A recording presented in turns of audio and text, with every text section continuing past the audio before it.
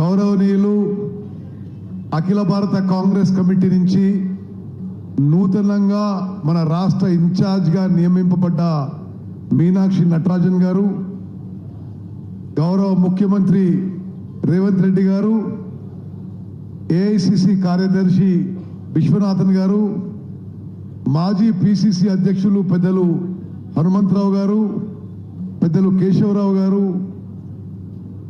గౌరవ మంత్రివర్యులు, గౌరవ పార్లమెంట్ సభ్యులు, గౌరవ శాసన సభ్యులు, గౌరవ శాసన మండలి సభ్యులు,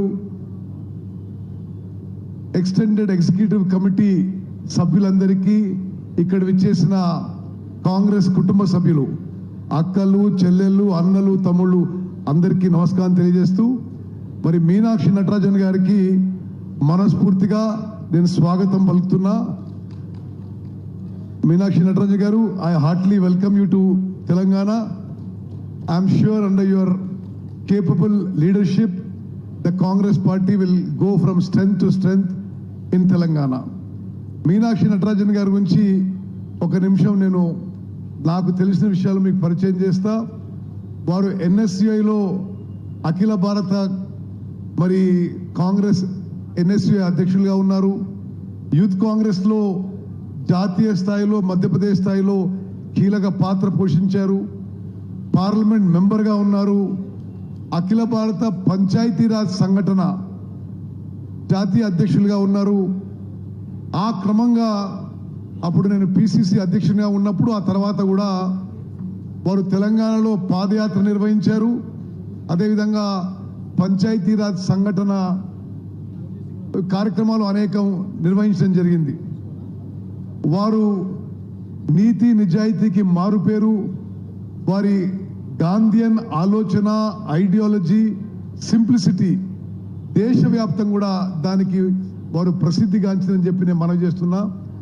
వారి సమర్థవంతమైన నాయకత్వంలో తెలంగాణలో మరి అందరం కలిసి పనిచేసి కాంగ్రెస్ పార్టీని మరింత బలోపేతం చేసే దిశలో ముందుకు పోదామని చెప్పి నేను సవినయంగా మనవి చేస్తూ, మరి 2-3 విషయాలు పిసిసి అధ్యక్షుల ఆదేశాల మేరకు నేను సవినయంగా మీ అందరికీ నా సైడ్ నుంచి సబ్మిట్ చేస్తాను.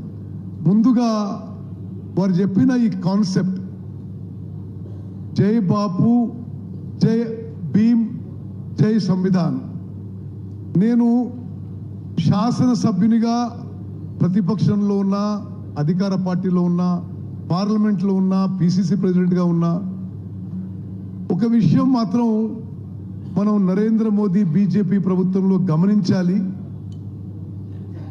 స్వాతంత్రం కోసం పోరాడిన కాంగ్రెస్ పార్టీ, భారతదేశానికి ఈ స్థాయిలో తీసుకొచ్చిన కాంగ్రెస్ పార్టీ ప్రజాస్వామ్య విలువలు కాపాడడానికి కింది స్థాయి నుంచి, గ్రామ పంచాయతీ నుంచి పార్లమెంట్ వరకు నిరంతరం పోరాటం చేసింది. ఈరోజు మన చుట్టుపక్కల దేశాలు చూస్తే భారతదేశంతో సమానంగా స్వాతంత్రం సాధించిన దేశాలు పాకిస్తాన్ కానీ, బంగ్లాదేశ్ కానీ, శ్రీలంక కానీ, పైన దేశాలు కానీ, సౌత్ ఏషియన్ దేశాలు కానీ, ఆఫ్రికాలో అనేక దేశాలు కానీ, ఎక్కడ కూడా పూర్తి ప్రజాస్వామ్యం మిగల్లేదు. కేవలం భారతదేశంలో ఈ స్థాయిలో ప్రజాస్వామ్యం ఉందంటే this is the contribution of Congress party. In no other country around who got independence same time as us is democracy and freedom as vibrant as in India. Idi Congress party contribution. ఈ రోజు మోదీ నాయకత్వంలోని BJP ప్రభుత్వం, నేను direct గా parliament సభ్యునిగా చూసిన, నేను రేవంత్ రెడ్డి గారు, వెంకటరెడ్డి గారు పోయిన పార్లమెంట్లో సభ్యులం. పార్లమెంట్లో ప్రతిపక్షాలకు గొంతు ఉండదు. ప్రెస్ ఫ్రీడమ్ పూర్తిగా తగ్గిపోయింది. జ్యుడిషియరీ మీద మనం కమెంట్ చేయలేము. పూర్తిగా భారతదేశంలో మతపరమైన విభజన సృష్టించి రాజకీయ లబ్ధి పొందాలని, అదేవిధంగా అన్ని రకాలుగా స్వాతంత్రాన్ని, ప్రజాస్వామ్యాన్ని అణచివేసే ఈ ధోరణిలో, ఈ సమయంలో కాంగ్రెస్ పార్టీ జై బాపు, జై భీమ్, జై సంవిధాన్ అనే స్లోగన్ తీసుకోవడం ఇది చాలా సందర్భోచితంగా మనం చేస్తున్నాం. ఈ టైంలో ఎస్పెషలీ దేశంలో డెమోక్రసీ క్రష్ చేసే ఈ టైంలో ఈ స్లోగన్తో ముందుకు పోవడం మనందరికీ, మనకి, మన కుటుంబాలకి, మన పిల్లలకి, వాళ్ళ పిల్లలకు కూడా అవసరం చెప్పి మనం చేస్తున్నాం. అదేవిధంగా మరి మన ప్రభుత్వం వచ్చిన తర్వాత మరి గౌరవ రేవంత్ రెడ్డి గారు ముఖ్యమంత్రి అయ్యారు, బట్టి విక్రమార్క గారు ఉప ముఖ్యమంత్రి అయ్యారు, మేమందరం మంత్రులైనాం. మరి చాలామంది ఎంపీలు, ఎమ్మెల్యేలు, ఎమ్మెల్సీ అందరితో కలిసి సామాజిక న్యాయం కోసం స్వతంత్ర భారతదేశంలో ఎక్కడా జరగని విధంగా నిజంగా సామాజిక న్యాయం కోసం మనం ఈ ప్రభుత్వం, మన కాంగ్రెస్ ప్రభుత్వం ముందుకు పోయిన విషయం కూడా నేను మీ అందరికి మనవి చేస్తున్నా. ఒకటి, ఎస్సీ కేటగరైజేషన్. ఎన్నో ఏళ్ల నుంచి కాంగ్రెస్ పార్టీ ఉమ్మడి ఆంధ్రప్రదేశ్లో ప్రత్యేక తెలంగాణలో కాంగ్రెస్ పార్టీ ఎస్సీ వర్గీకరణ కట్టుబడి ఉంది. సుప్రీంకోర్టు తీర్పుకి అనుగుణంగా ముఖ్యమంత్రి గారు అపాయింట్ చేసిన సబ్ కమిటీ చైర్మన్ గా మేము పకడ్బందీగా చట్టపరంగా సుప్రీంకోర్టు ఆదేశాల మేరకు ముందుకు పోయి ఈరోజు తెలంగాణలో మరి ఎస్సీ వర్గీకరణ ముందుకు తీసుకుపోయిన విషయం కూడా మీ అందరికీ ఒకసారి నేను మనవి చేస్తున్నా. మనందరం కూడా ఇది ఒక పెద్ద అచీవ్మెంట్గా చెప్పుకోవాలి. ఎస్సీ వర్గీకరణ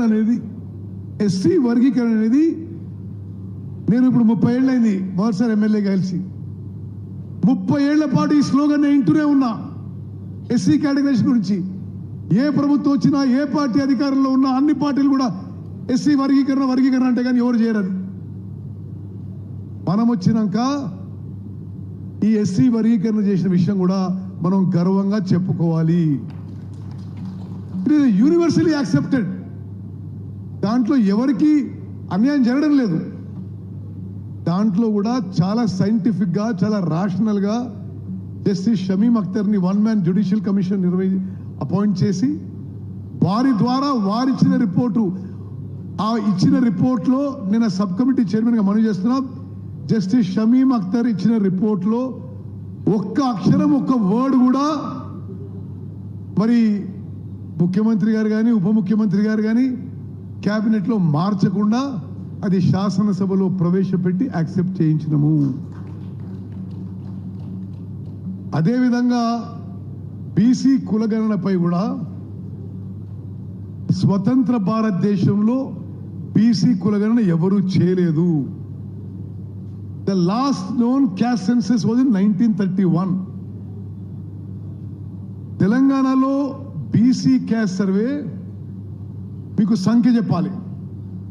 94,000 మంది ఎన్యూమరేటర్స్, 10,000 మంది సూపర్వైజర్స్, 104,000 మంది ఏకాగ్రతతో, పూర్తి ఫోకస్తో, కాన్సన్ట్రేషన్తో 50 రోజుల పాటు మరే కార్యక్రమం లేకుండా ఒక్కొక్క ఎన్యూమరేటర్కి ఒక్కో రోజుకి 10 ఇండ్ల కంటే ఎక్కువ పని ఇవ్వకుండా వాళ్ళందరికీ పని చేసినందుకు గవర్నమెంట్ నుంచి కొంత ఇన్సెంటివ్ ఇచ్చి 160 కోట్ల రూపాయలు ఖర్చు పెట్టి మన ప్రభుత్వం బీసీ కులగణన పూర్తి చేసిందని చెప్పి నేను మనవి చేస్తున్నాను. మనందరం గర్వపడాలి. కాంగ్రెస్ పార్టీ మూల సిద్ధాంతాలు ఇంక్లూజివ్ గ్రోత్, సోషల్ జస్టిస్.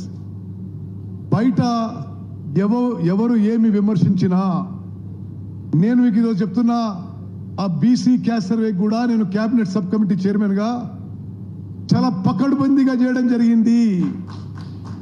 ఈ దేశంలో ఎన్నడూ ఎక్కడ ఈ విధంగా చేయలేదు. ఆ అంకెలు కానీ, ఆ పర్సెంటేజ్లు కానీ, ఎవరో పనికిరాడు ఏదో పిచ్చి పిచ్చిగా మాట్లాడతాడు. ఆ రికార్డులో ఏమీ తేడా ఉండదు. ఒక 16 లక్షల మంది అందులో పాల్గొనలేదు. సరే, వాళ్ళ ఇంట్లో లేరో, వాళ్ళకి ఇష్టం లేదో,